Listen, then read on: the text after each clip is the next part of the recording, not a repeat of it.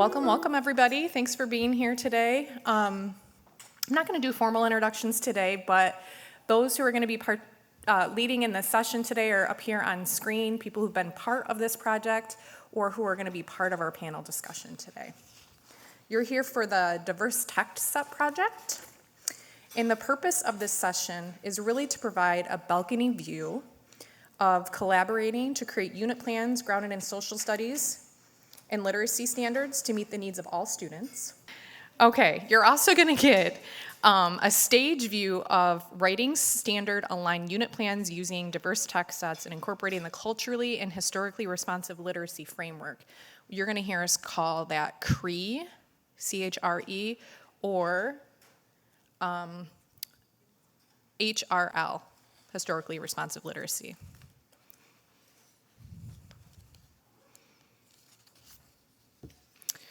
Outcomes of this session.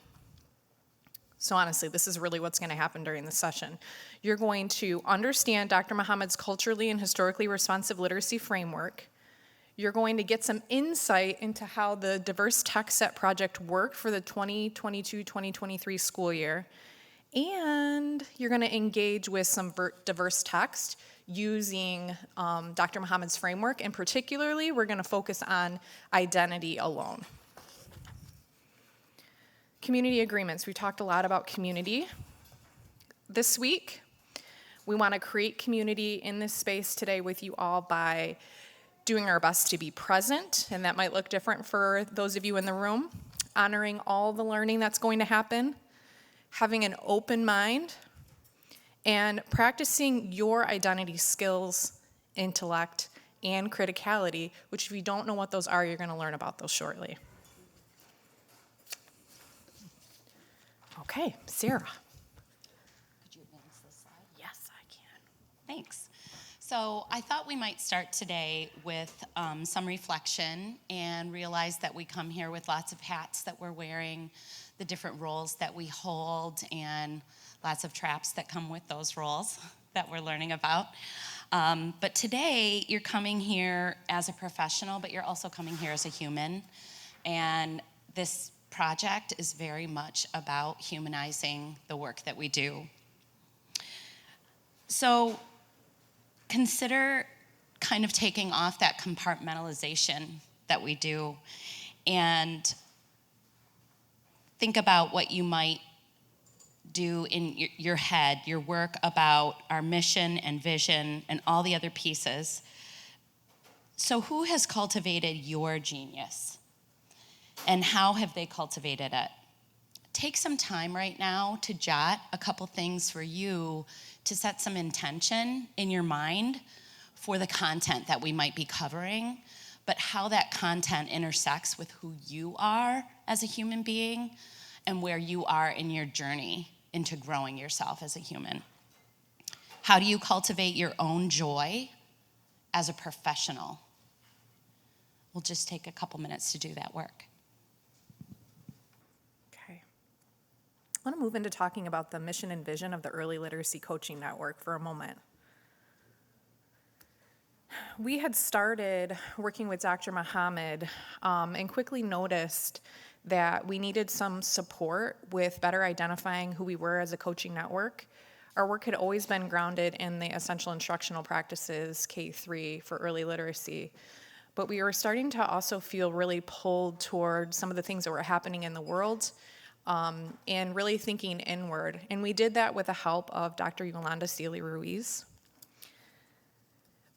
While we present this work to you today, it really falls on the shoulders of about 40 to 50 other people who aren't here right now.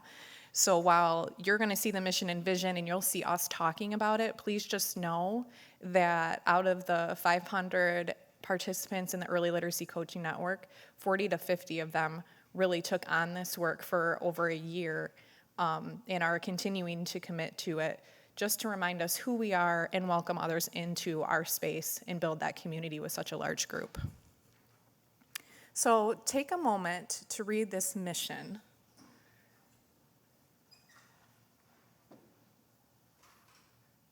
I'm going to read this aloud to you, and then I'm going to invite 4 other people. So on the next slide, there's going to be 4 bullets. So if you could be brave today and enter this space bravely, and just show your hands if you would be one of those people who would read.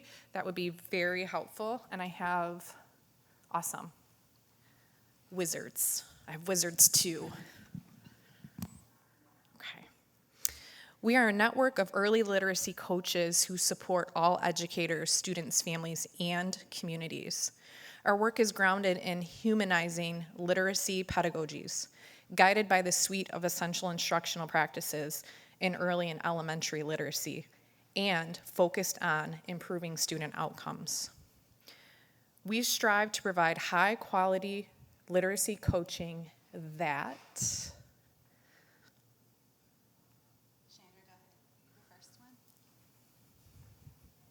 encourages reflection and mediates thinking to increase awareness and support implementation of research-supported literacy practices.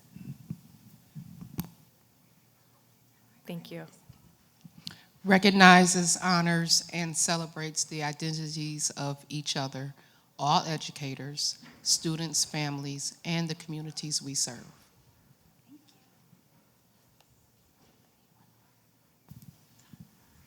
Cultivate a literacy learning environment dedicated to justice, equity, diversity, and inclusion.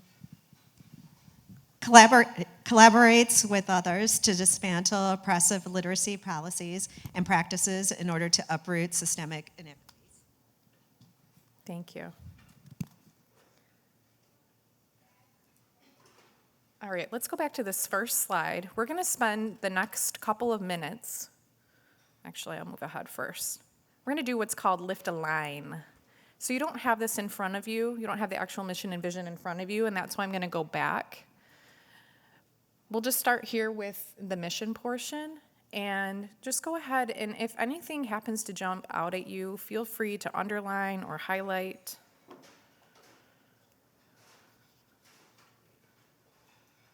Actually, you're not going to underline and highlight because you don't have it, so what I meant to say was write it down.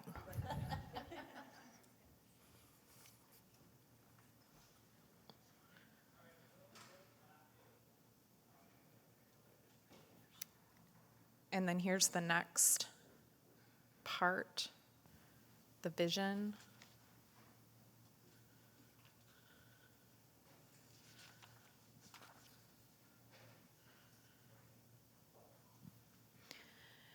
We're going to share out, and I want to mention one thing before we share out that's really important.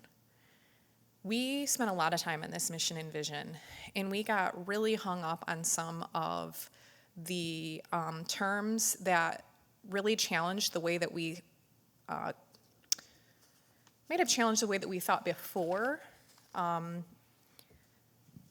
one of those words is dismantles oppressive literacy policies. So we started to really dig into this.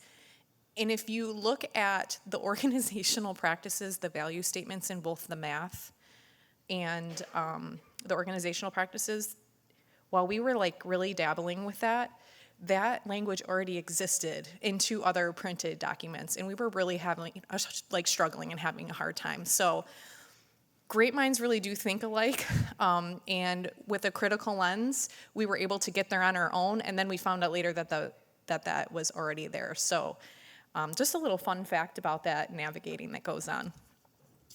But let's go ahead and have people share out just a couple of those lift a lines.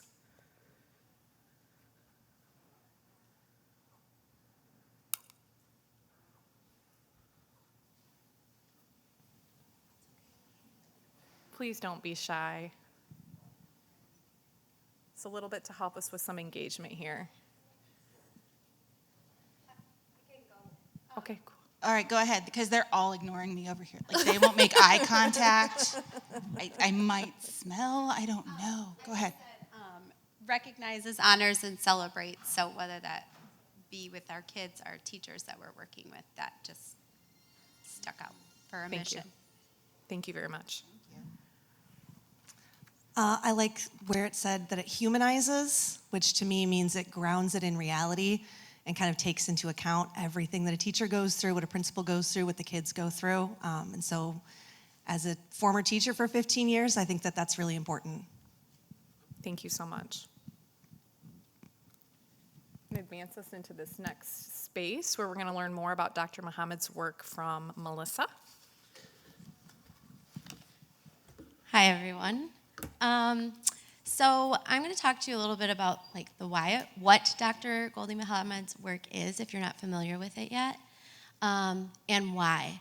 So thank you, Lisa, for setting that stage for us and that groundwork about, you know, who we are and why we do our work.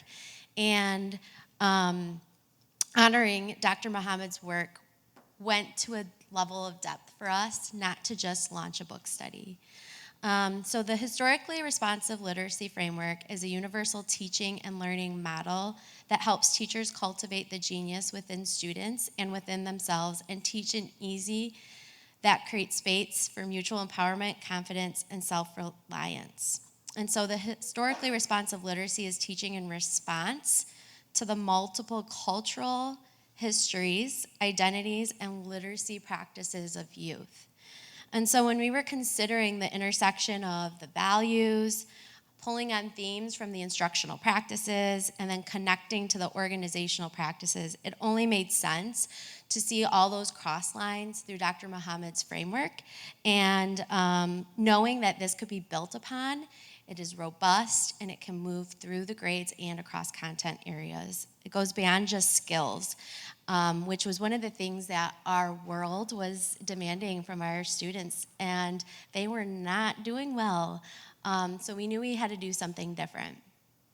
So when a book study was proposed to start the equity work, a group of ISD literacy coaches came together and said, that's not it. We can't just throw a book in front of people and expect that to be the equity work. So when we started to think about the students in the state of Michigan and the practices, we brought in Dr. Muhammad for learning events and coaching. And this group of ISD coaches started doing the inside out work. So we started looking very deeply at our own histories, our own storytelling and our own identities and what that was like for us when we went through school. And so through sharing our stories, we created some very solidified relationships to have this work permeate throughout the state. In the words of Alfred W. Tatum, in every generation, a new voice emerges that serves as a reminder of our deeper humanity and its connection to the printed word. Dr. Goldie Muhammad is that voice as she reminds us of the genius running through the veins of children. Cultivating genius, if read and understood in the spirit in which it is written, will increase the probability that children realize and exercise their latent power within. The field of literacy has a new gift wrapped in its own bow of genius. And so when we honor Dr. Muhammad's work, we think of students first. And we know that we need to ensure that we're honoring, recognizing, and celebrating who they are.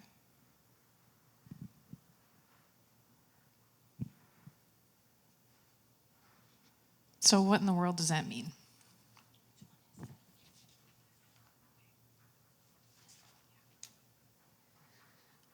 Just as a tree has roots to anchor itself, Dr. Muhammad's framework is anchored as well in humanity. Finding genius in both educator and student. That means everyone in here has their own genius. The leaves of the tree are the 5 pursuits, and we're just going to look over those briefly today. You have identity on the left. Then we're going to move clockwise to skills, intellect, criticality, and joy. And Dr. Muhammad has a new book out called Unearthing Joy, where she dedicates a whole entire text to thinking about that.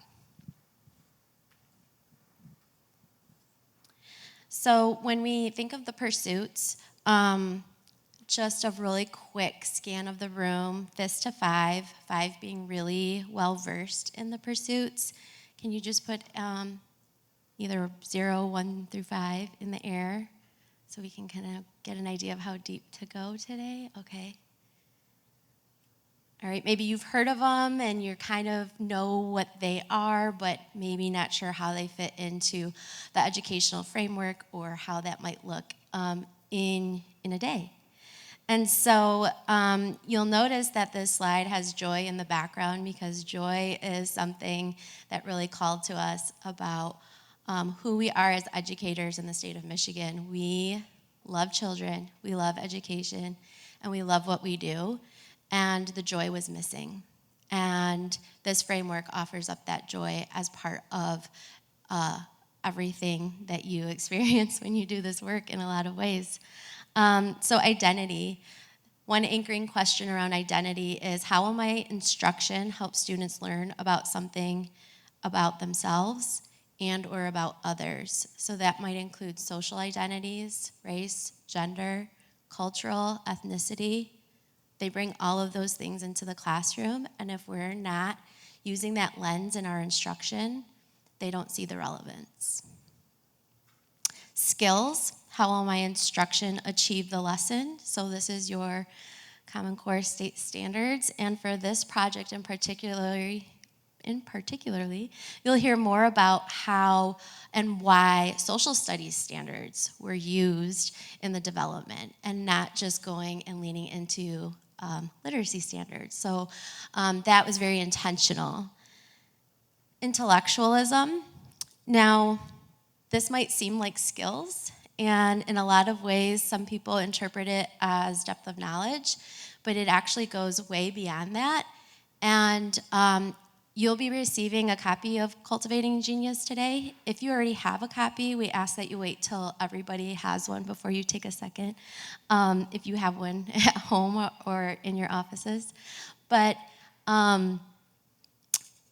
in the book, she talks about how this was just a way of Black historical literacy societies. This was just part of the way they learn. And that was missing from our Common Core state standards. That is missing from all of the curriculum that's packaged and delivered to our classrooms. But we as humans, we need this. We need this for our education, and that we can make those connections. So how will my students connect to my instruction into the world? And then criticality. What do humanizing practices look like in and outside of the classroom? So that's looking at power structures and hierarchy and social constructs in the real world and how students relate to that. And so what that does is it gives our students voice. And when our students have voice, they feel empowered. And when they have voice and they have empowerment, they're engaged and they're learning.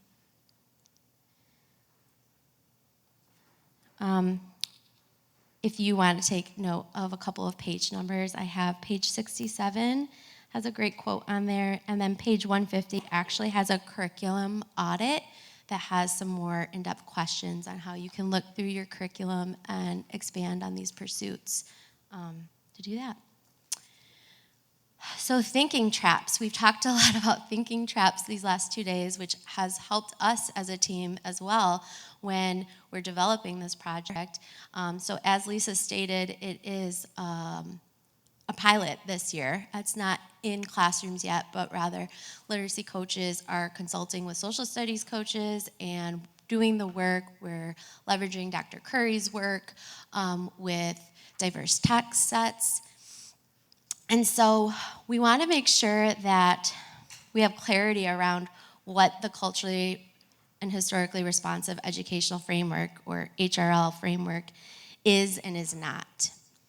So it is culturally responsive.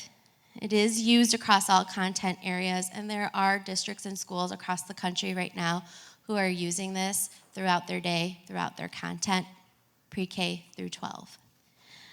It is thinking across history, and it's learning topics through multiple lenses. What it's not is pushing one perspective on a child. So it's giving them the tools to be critical thinkers and see how they connect and relate and fit into the world.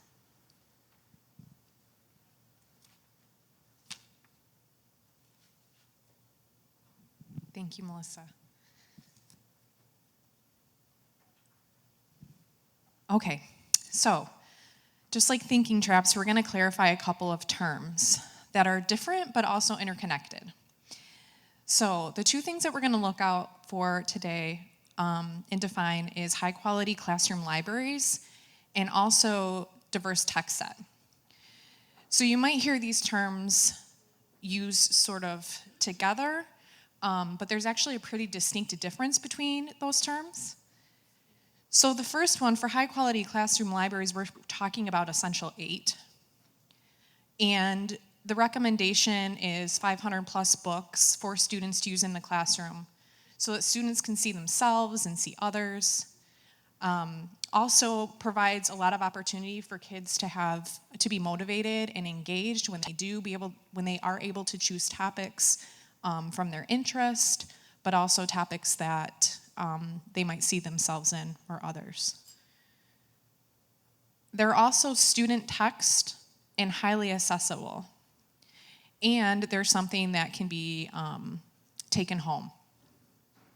Now with the Diverse Text Set project, you might pull some of the classroom library text, or you might read some of those classroom library text aloud. But for the Diverse Text Set, it really covers essentials 1, 2, 3, 6, 7, 8, and 10. And it starts with an anchor text, and then we move on to layering text, and Stacey's gonna get into that with us in a little bit. But it really embodies that CRE framework. So taking that culturally and historically responsive education model and applying it with using a very specific text. And then we know that too, with Essential 2, Read Aloud, there's a specific researched way that we use read alouds in classrooms. And one way is to connect those by themes. So not only do you plan the read aloud for what you're gonna do for each individual book, but you can use this diverse text set model to be able to make sure that those themes are highly connected. They're multimodal, so it's not just thinking about text in the form of a book. Stacey's again gonna talk more about that. They're layered text, used across the day, and the content areas. These diverse texts too provide windows and mirrors for students and for teachers. And they serve more as a text for instruction, and that students may use with lessons written in community. Okay. So we're going to go on to the next slide, which is an engagement slide for you, a little bit of reflection and connection. So we've been sitting here for a moment. Let's take a moment to think about, where is your thinking and where does this work connect back to your communities and your organizations? If you're not seeing any connections yet, what will it take you to get there? Why is this work important to you, to your staff, to your students, and to your community? So we're going to give you a few minutes to just think silently, collect your thoughts, and then we'll move into some table talk. So let's do just 2 minutes of thinking on your own.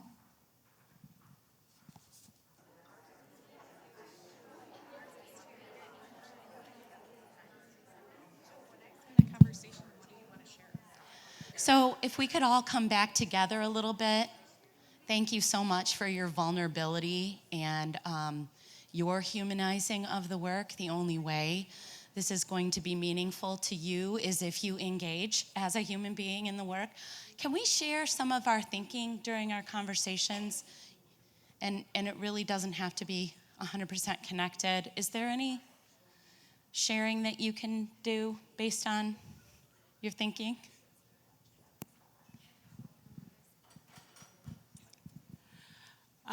Over here, we're both early childhood consultants. We support GSRP preschool. And a lot of what we support are community-based organizations, small places. So they're not going to have 500 books in their classrooms, but they can have text sets. And that's something that we can work on them with.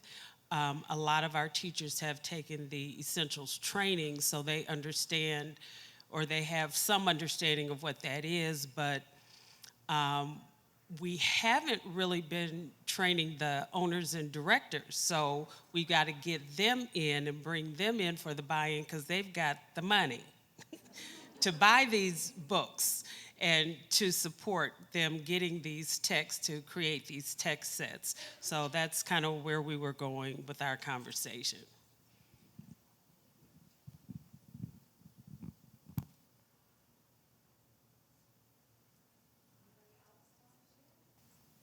Just where you had in your conversation, what you were thinking about?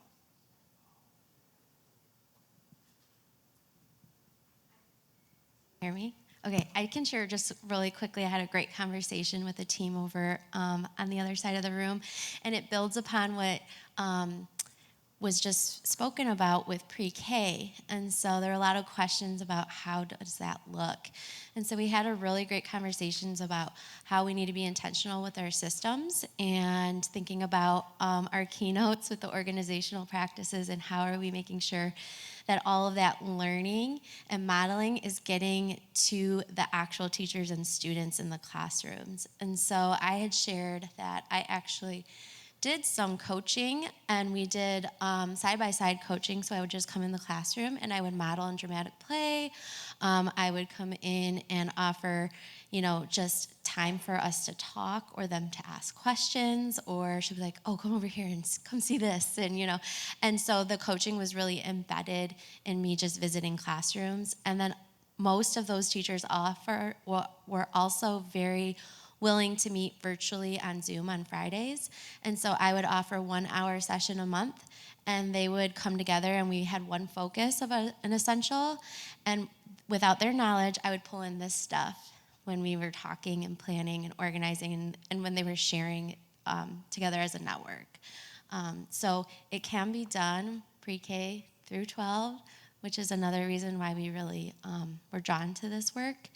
And there's also a pre-K resource that will be linked for you guys today to see what a pre-K lesson looks like with this framework.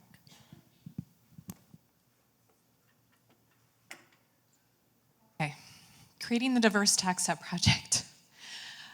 This was a dream in the making. When we finished the formal study of Dr. Muhammad's book, we were like, what is next? What are we going to do? How are we going to delve deeper into the things that we learned about the pursuits? And we started thinking about the intersectionality between social studies and literacy, and how our social studies colleagues are experiencing a little bit of hardship, being kind of stopped in some of the work that they're doing, in recognizing that we have privilege in the literacy space. We have money, which equals funding, which equals books. And so we started thinking about that. We started thinking about, okay, how could we use some of these social studies themes?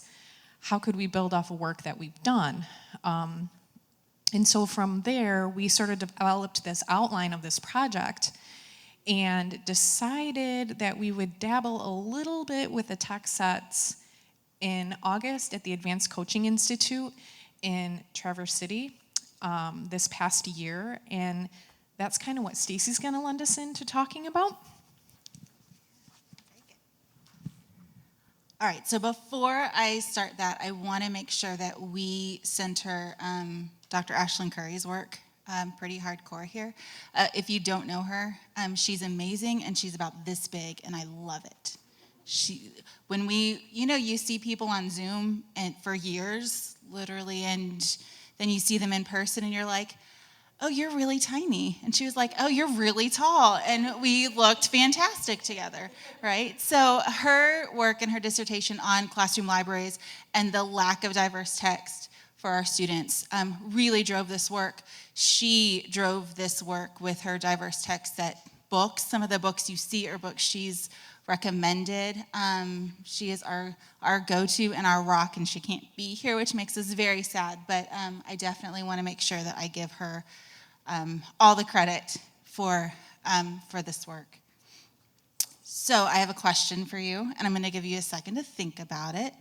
And then we're going to ask you to just kind of call out some answers And Sarah's going to write them on a chart because we're teachers and we like chart paper, especially sticky chart paper, right? Like that's the gold standard for chart paper. So I'm going to ask you a question. What is text? What is text? To think about it. You can talk at your table, that's okay.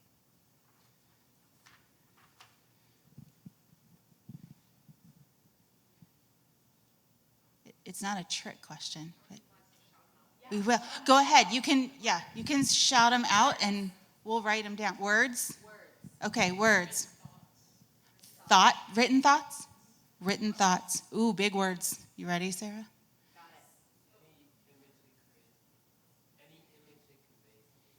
Ooh, are you ready? Any image that conveys meaning. I think I just need to hand the mic over and sit down after that one. I think I'm done. What did you say over here? I heard something. Spoken word. That reminds me of storytelling. Yes. What else? Symbols.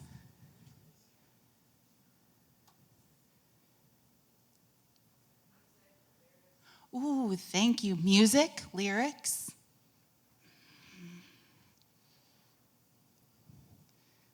What else? What'd you say? Graphs. Ooh, fun. Are you a math person? Oh, okay.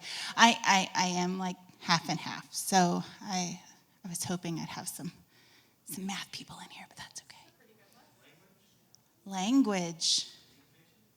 Communication. From our IT kind of guy. Huh? Way to go, Teddy.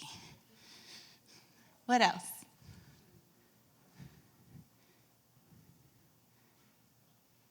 Anything else? Poetry.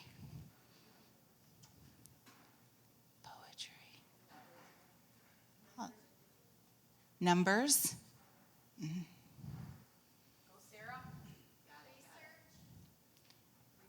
Research.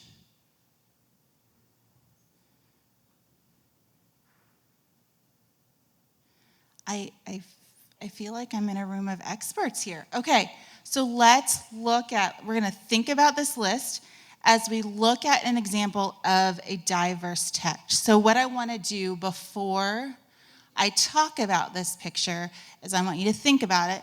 This is something we use in math all the time that we really need to use in literacy as well. What do you notice and what do you wonder about this picture? What do you notice? What do you wonder? You can just think about it, talk at your table, that's fine. Just give you a minute.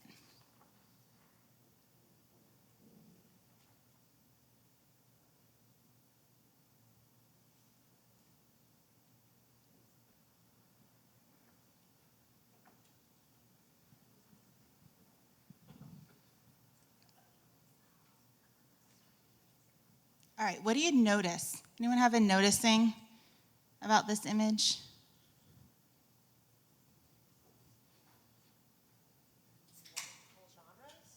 Multiple genres. Ooh, I like that. What else did you notice about this image?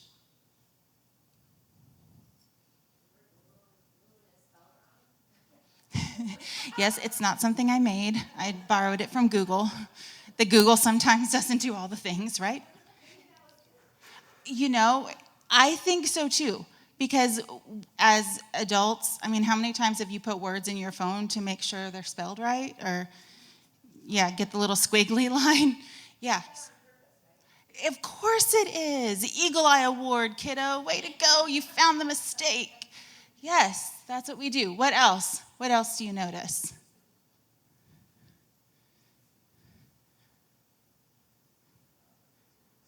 All right, what do you wonder? Any wonderings, any questions? How they're all connected. How they're all connected, thank you. I knew I paid the right person to help me out. Thanks, go ahead.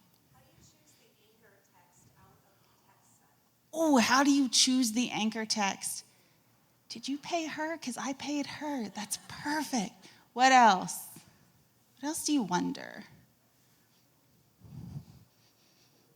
Okay. we'll stop there. It's all right. It's late, and it's been 2 days, and I haven't seen Rusty in any chocolate, so it's all right. We'll keep going. All right. Rusty, I hope you heard me. So let's look at this. First of all, I want you to notice anchor text is written bigger than anything else.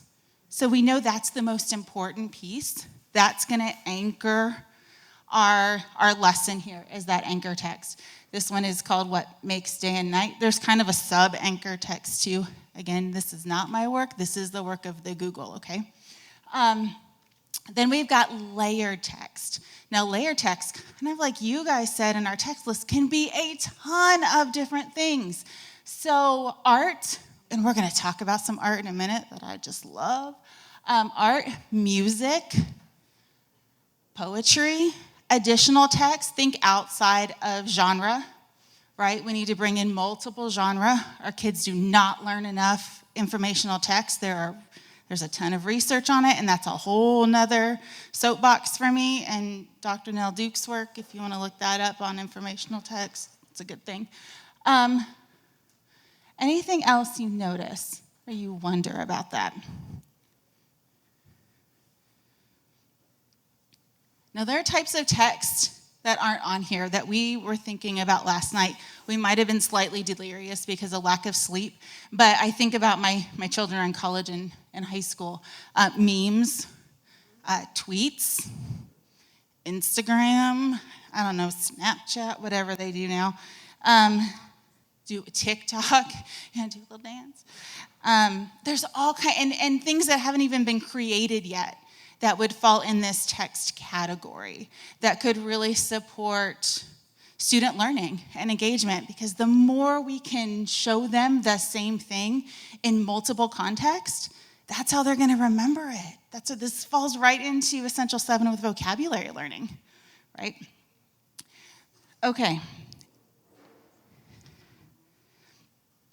A couple of things I wanted to point out before we move on. This is not the world according to Stacy, although sometimes I wish it was, but it's not. Like, there are other people who know way more than I do who did a bunch of research on this to support our learning.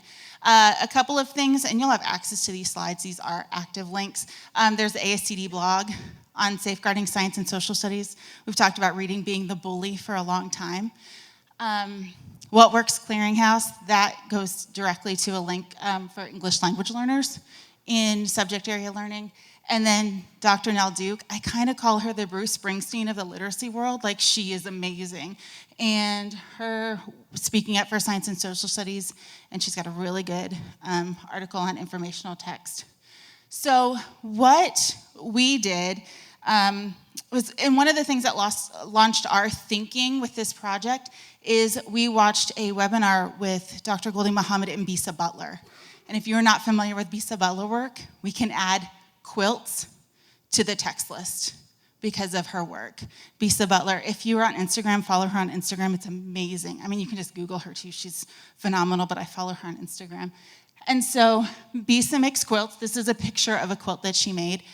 And she and Gholdy got together, and they've created some lesson plans with quilts as the anchor text. Now, these lesson plans are 612, and we started thinking, how can we make this relevant for our babies, for our K-3 kids? How can we do this? Looking at this, I'm like, okay, this is easy. I can do this. This isn't like a 4-page lesson plan. We can do something like this. So we took this, and we called our friend Ashlyn Curry and said, how can we ground this in research? And we went around and around for a while, and Ashlyn finally said, you got to just do it. You're never going to know it all. You've got to try it, you've got to reflect, and you've got to adjust. And when you have a community that values cognitive conflict and learning, like, so much power comes from that. So I'm hopeful that you have that community where you can be vulnerable and learn things that are a little bit hard, especially for some of us who are white. Some of this is really hard learning, but have that community. And if you don't have it, give me a call. I will be your person, I promise, okay? So make sure you have that person. So going back to the work, Hold on, I cut that slide, got to turn that page. Okay, so going back to the work, any of you literacy coaches? Raise your hand. A couple. Were you in Traverse City?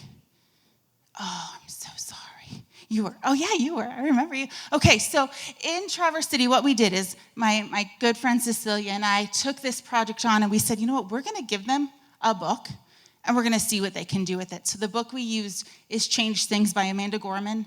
If you watch the inauguration, she's the poet laureate who spoke at the inauguration. She wrote Change Things, which is a phenomenal book. We handed it out. We watched literacy coaches do read-alouds. It was so cool. It was so cool to watch. And then they took that book and wrote some I can statements based on the pursuits. So after that, Cecilia and Lisa and Susan and I were talking. We're like, we can't let this stop. What can we do next? And so our diverse text set project kind of developed literally on the back of a cocktail napkin. And we said, we've got to keep going. We've got some COVID money. How can we get books in the hands of kids and in the hands of teachers in a way that's going to make a difference? Because just handing out books isn't going to help anything. Like, there's got to be a system to it and a lesson. Classroom libraries are great. We're not making lessons for every single book in your classroom library, but we've got to have some really good text to create some really good learning opportunities. So what I'm going to show you is one coach's story. This was during our October Literacy Quarterly. When we left the Institute in August, we put out a Change Things challenge to our coaches. Like, use this somehow. We don't care what it looks like. Use it and tell us about it later. And we had a coach and our counterpart that are going to share a quick story about how they used Change Things in their school.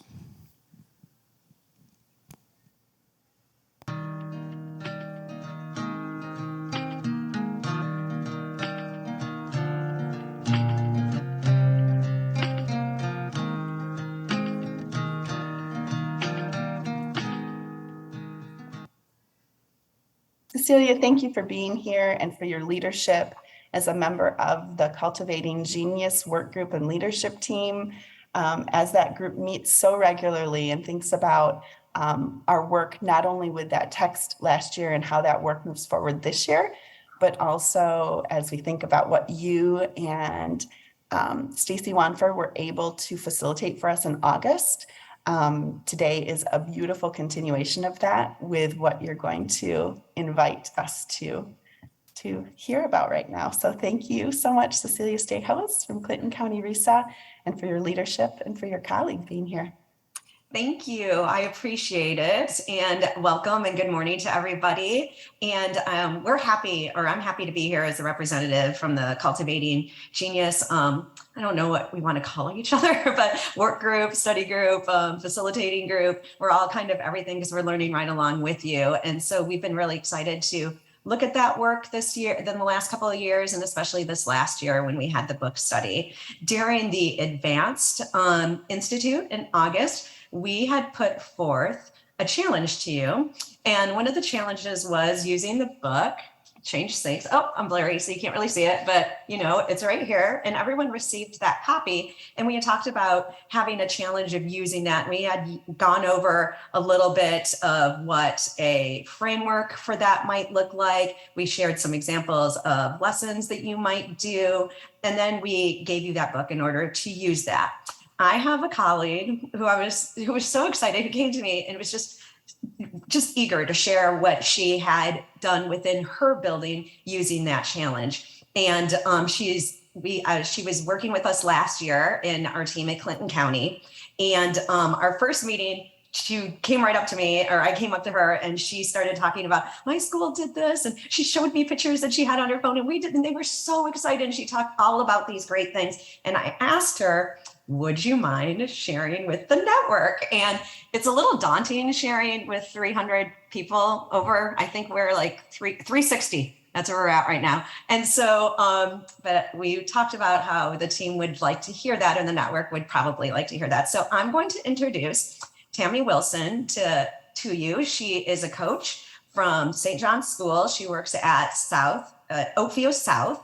and has been a teacher for, I believe, over 20 years is what she shared with me. But she's been coaching for the last few, and she's new to St. John's, having been at Ithaca for a while. And Ithaca, as you remember, was where we used to gather for our other quarterlies. So Tammy Wilson is going to take over and share a little bit of what she did with her school. And then we'll come back and talk a little bit more about the challenge if you haven't already done the challenge yourself. So please welcome Tammy Wilson. Thank you, Tammy, for sharing.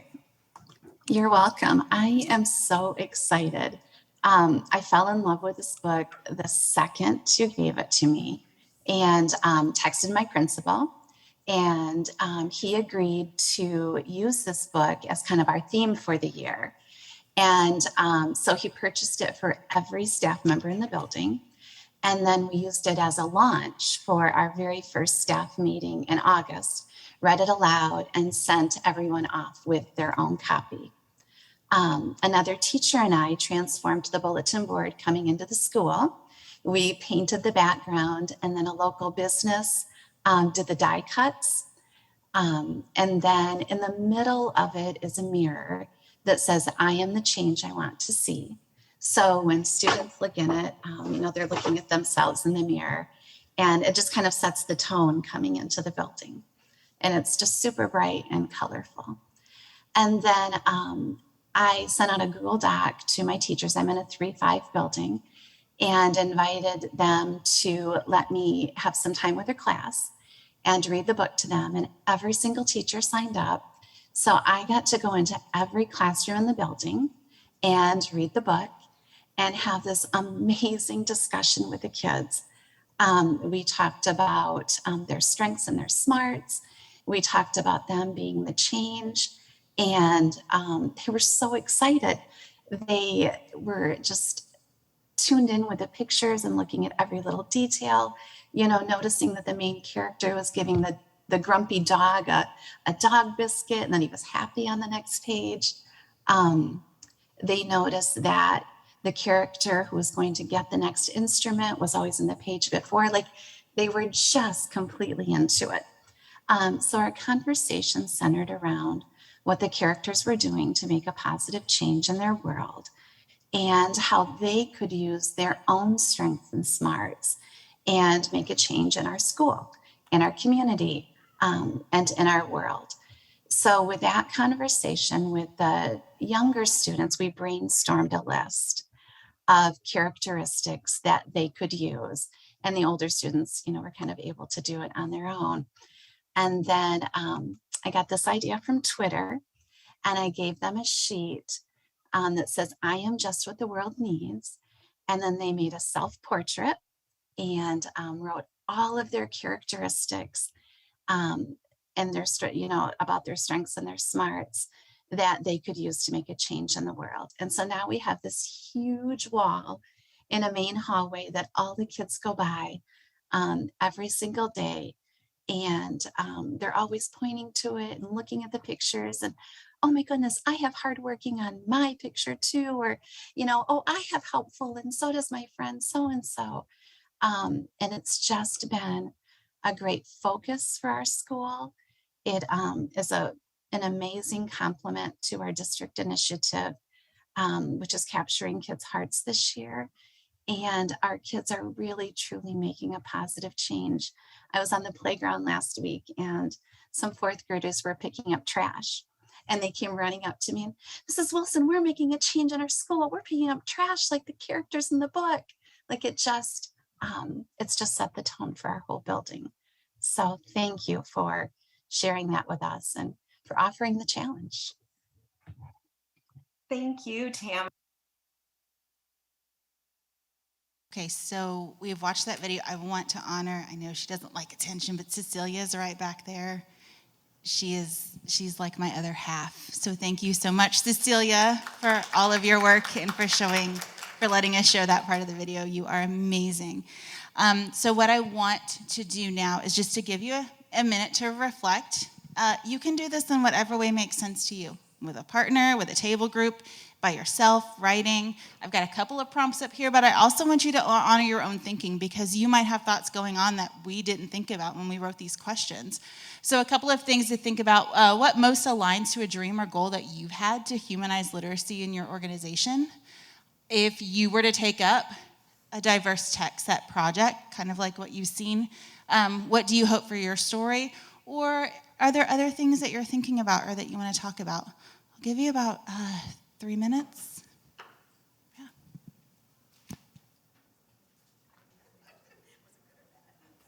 Right. As you're wrapping up your conversations, we're going to move into a bit of a panel discussion, and then we got to hold you to the end if we're giving you something free. So then we're going to look at our texts, our read-alouds, and do some work with those read-alouds. Does anyone want to share any of their thinking? It doesn't have to be an answer to this question.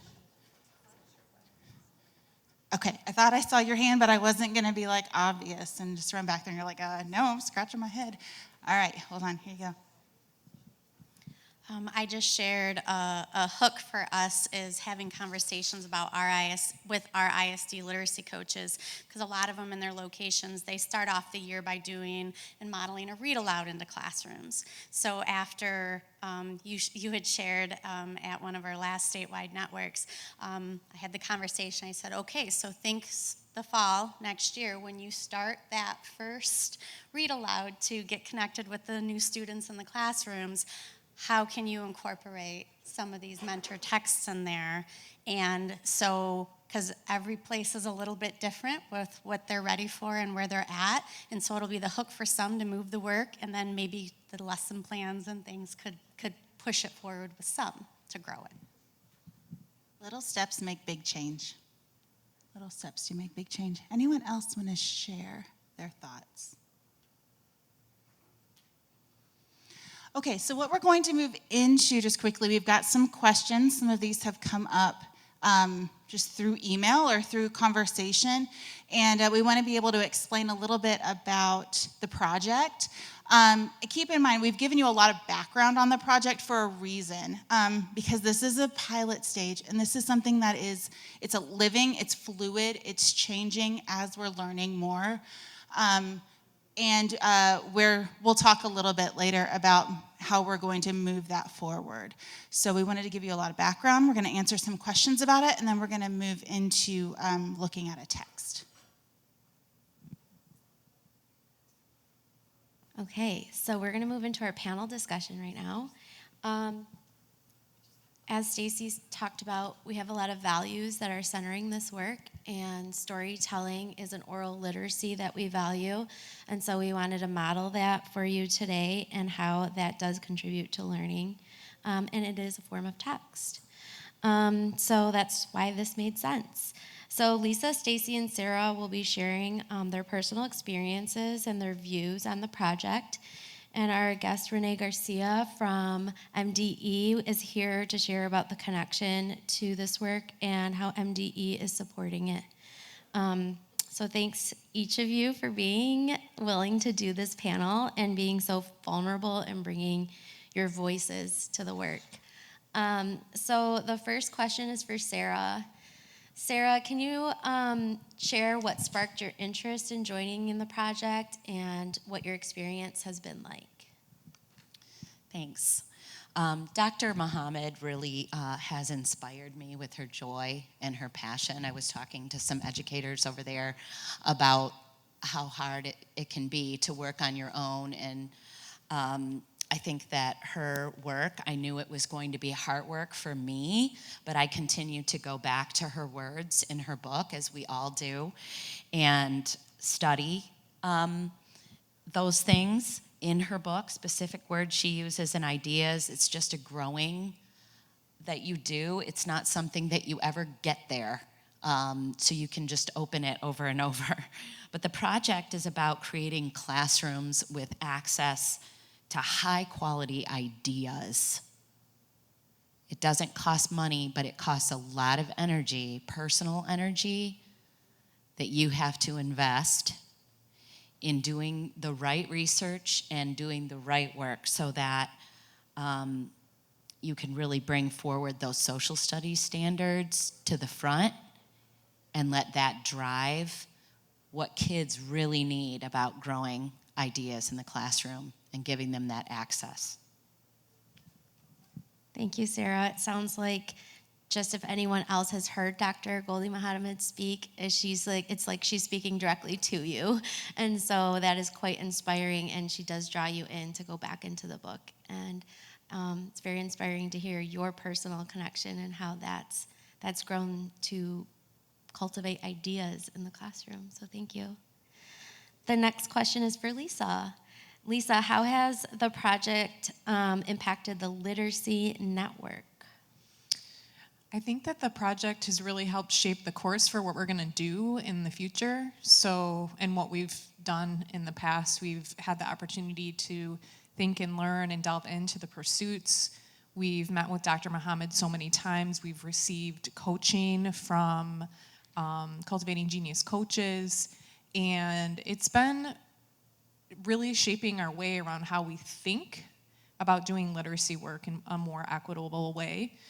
We've always centered the essential instructional practices, but now we have a framework to kind of wrap around those practices.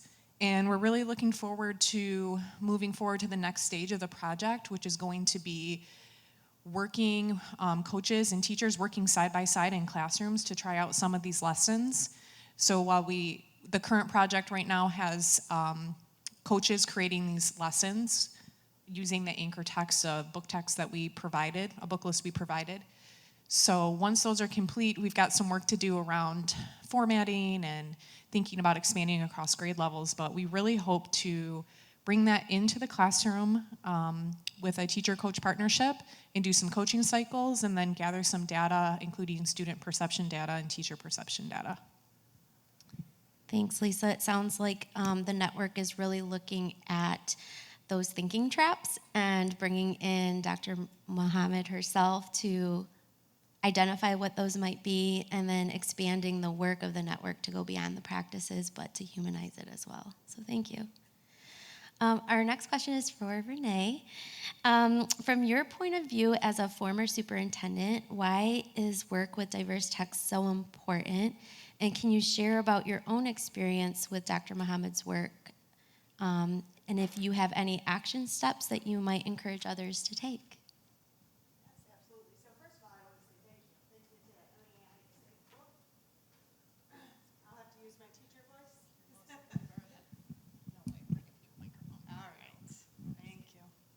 All right, is that better? There we go. All right. So I want to say thank you, first of all, for having me here. I do work for the Michigan Department of Education now. I'm the Director of Diversity, Equity, and Inclusion, and I've been there for about a year and a half. Prior to that, I was in teaching in different schools across 3 different states, and principal in Western Michigan, Jenison, if anyone knows Jenison, for 20 years. And then I was the superintendent at Muskegon Heights. For 4 years as the superintendent, 1 year as assistant superintendent. So in that setting was when I first heard of Dr. Goldie Mohammed. I actually attended an MDE conference 2 years ago, February of 21. It was a webinar at that time, and heard her speak and just literally was like, wow, over the moon.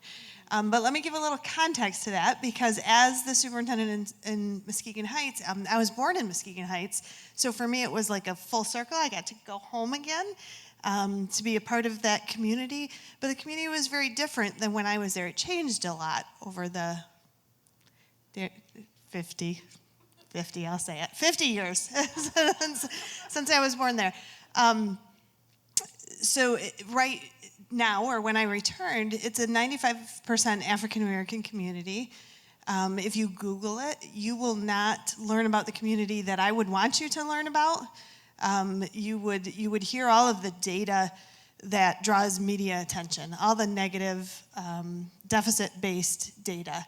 What I would want you to know is that it is a community full of love, full of multi-generational families, full of churches, full of faith, full of tradition. And what we saw at that time in Muskegon Heights was that we didn't have a curriculum that reflected our children. So when I heard Goldie speak, and I saw the pursuits, and I saw the framework for lesson planning, it was very clear to us that that could work for all of our children, kindergarten through 12th grade, across all subject areas. So we purchased the book. We set up an online book study, if you would, but we built into that the application process. And we paid all of our teachers to participate, to read it wherever you want, read it on a beach, please read it on a beach. And then do the Google form and fill out the responses, and then work with a partner to build some lessons using the pursuits, and then bring them back together so that we could start to grow our own, reference list of different ways to bring identity to our community, to bring intellect and criticality to our students. So that's really how we began, how I met Dr. Muhammad virtually. And then action steps, I would say crack that book. It's so inspiring. Google her, because her book's inspiring, but the way she speaks is so much more. And if you had a chance to attend the MDE Diversity and Literacy Conference was it last month? I think, yeah, time flies. She spoke there as well, and she just continues to be very inspiring. Thank you, Renee. Can you guys hear me on this one? Mm-hmm. Oh, now you can. Thank you. I just want to lift the testament to how impactful Dr. Muhammad's work is, but also the fact that you don't need all of the answers and all of the resources and all of the money to get started. It's about getting started, because that's where the learning happens. I also wanted to lift, and I think this comment was made by someone who's in the room now. I think I saw this person. But there was a statement earlier today about not making kids fit into systems, but rather creating systems that meet our kids' needs. And that's exactly what this framework does. And I think you illustrated that quite well for us in your response. So thank you so much. Okay, next question is for Sarah.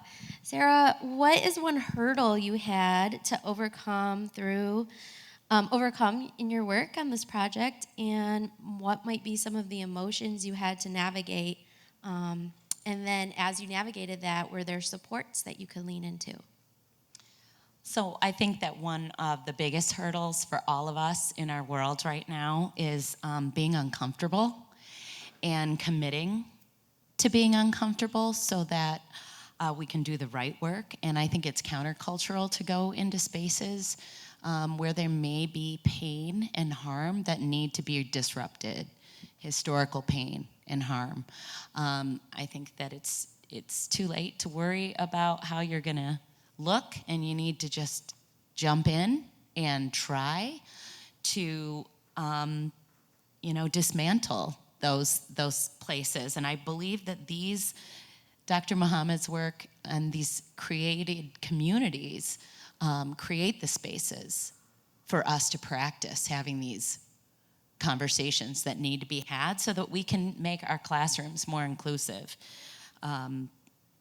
It's important to create safety and vulnerability within education to have these conversations, and it's worth it when it means more access for children and their families to learn together and to be celebrated.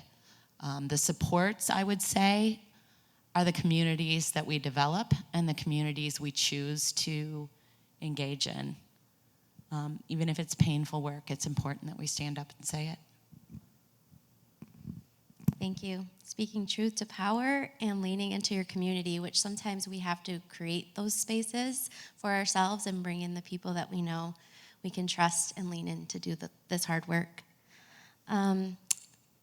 Renee is the next question on classroom libraries. So we have districts pushing back on this work right now pretty hard. And Dr. Muhammad states in her book that libraries were essential for creating a just society. And that's on page 141, if anyone wants to write that down.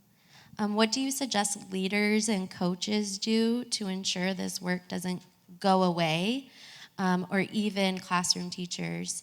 And what language or key phrases might they want to use when they are up against that.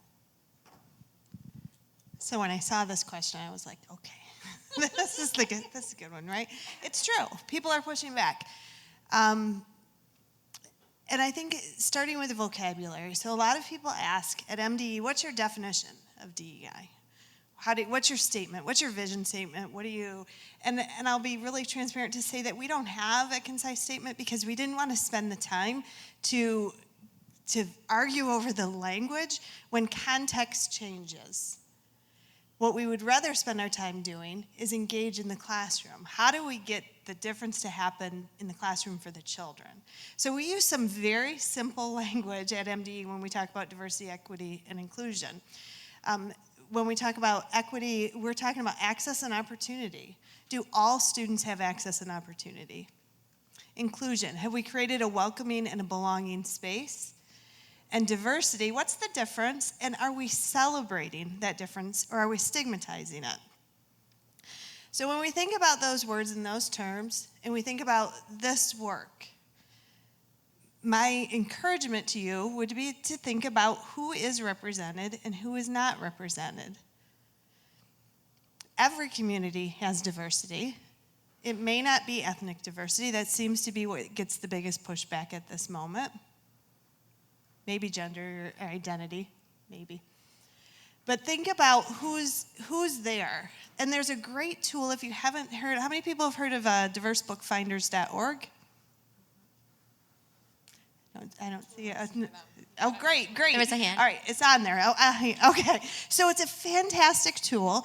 If you have an early elementary reference list of your books, you can upload it, and they will tell you what identities are represented, ethnicities. I think they have 144 the last time I looked, 144 different ethnicities. They have different disability, religion, languages, all sorts of different identities. And they will tell you what books you have represented and how they're represented. Are the characters just maybe colored a little bit darker, which would not make a good diverse text, right? Or is it a beautiful life story? Does it really get into culture and celebration of differences? And then they will compare that for you to your census data. And they'll help you find the gaps. So once you do that, you can start with mirrors in your community.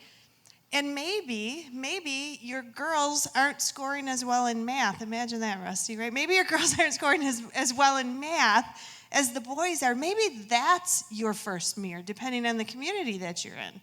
If that's what people are ready for, then let's move it, right? Start there. And then bring them around the table. Bring your students. Bring your families, not just the convenient ones, not just the loudest ones, but the ones at the edges, the ones that have the greatest barriers, the ones in the margins, if you know street data, if you use the street data book, right? Bring the families from the margins. Make it comfortable. If they're not coming, it's because they don't trust us. It's legit. So find a way to get them there, whatever it takes, rebuild that trust, and let their voice be part of the voices that help pick those books that the students are using. But at the end of the day, if we're going to allow the pushback to stop us, then we're failing our children, right? We're the adults. We got to be willing to step up. Thank you, Renee. That was really well put together I don't know, I felt like if I needed support, MDE is there to have that messaging come across, that we as the educators know what's best for our students, and we're going to make sure that they're reflected in our classroom, every last one of them. So thank you. Along with the families. Yes, along with the families. Thank you. Thanks. So this question is, and we're getting towards the end of our panel discussion. We have 2 more questions. So this is to Stacy and Sarah. Looking ahead, how do you see the current lesson plans being scaffolded either up to higher grades or other content areas such as math? So as someone who lives in math and literacy, I'm actually going to be working on a diverse text list for math to center some math books. It really, this work is going to go where it needs to go based on the kids that we're serving and based on the coaches and the needs of the coaches and teachers. I'm not going to pretend, and I don't think any of us can pretend, that we know what those needs are across our state, but we want to be very reflective on those needs and provide what needs to be done based on that. Thank you. I just want to echo what Stacy said. I think it's student-led and student-driven, and I think that the kids will show us where we can make those connections across different content areas. When we think about the amount of gaming that kids are doing, I'm just as guilty for judging, and I think I need to take off that hat and be more curious about how their interests in points and levels and structures and building can connect to the work that we're doing in the classroom. That can be a way in. We just have to be curious enough to tap into it, to listen, and to welcome that identity as one of their identities that they can wear in our classrooms. Thank you both. It sounds like students will be shaping the future of this work and creating systems so that this work reaches them in their classrooms. And then our last and final question of the panel before we get to dig in and try some of this is to Lisa. What are you most looking forward to for ISD coaches and local coaches, and how do you ultimately see students being impacted by this project? I think we probably can all agree that we're excited to move this project into the classroom space and allow teachers and students and coaches to work together. And I think that it's going to be really impactful when we can find ways to capture some meaningful data about the school community and kind of just take it from there. But that's definitely the part that I'm most excited about. Thank you all. It feels so good to be re-energized in doing something new and responsive to student needs. So thank you all for your sharing. And I think Renee has one more thing she wants to share. I just got to do a commercial. Otherwise, I would feel really bad leaving, because I brought copies of a couple documents that we have. So we've been talking about student voice. We have a guidance document on centering student voice. And then we have a second document that just came out. It's a guidance document for diverse classroom libraries. It's the how, the what, the why, and the how, with lots of resources in the back. So I brought copies for everyone. I'll share those. And then I would also just encourage you. You're doing the real work, right? You're working with the teachers. You're out there, and please reach out. MDE is here to help you. Thank you.